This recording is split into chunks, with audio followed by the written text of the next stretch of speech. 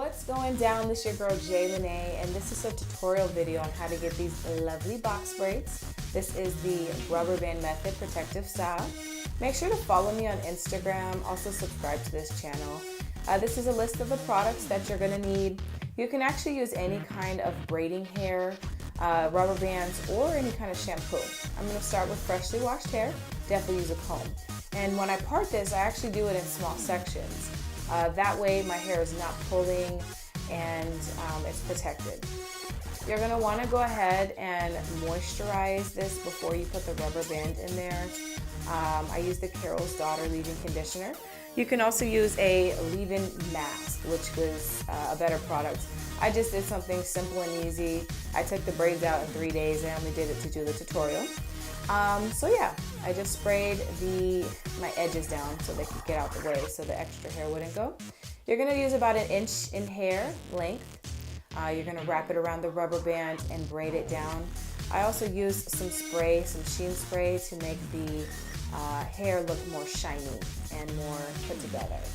So as you can see, I'm just going to wrap it around the actual rubber band like a regular braid and just braid it down, and then add the pieces to the middle section, as you will see in the following clips.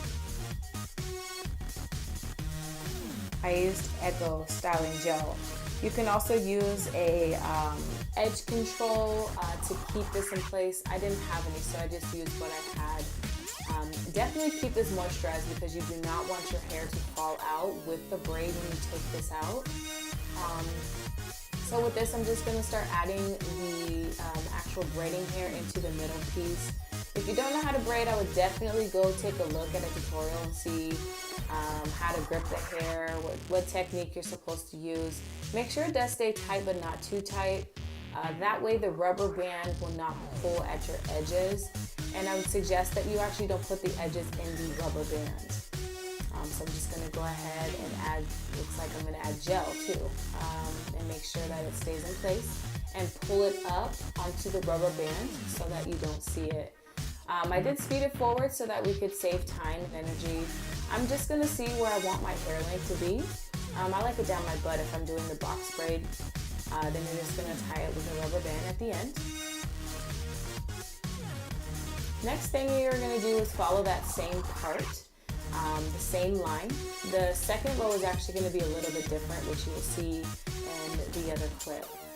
Like I did before, I lay my hair down so that it's not in the way. Tie it with a rubber band and use the Carol's Daughter's leave-in conditioner. I want to press the issue on moisturizing your hair. Your hair will fall out if your hair is not strong enough. Take the vitamins you need. That way your hair will stay healthy. Next thing, we're going to go ahead and do the next braid. I forgot to mention that I'm actually doing a gray hair color in here. Also a two-tone blonde. You can pick any colors that you would like to do.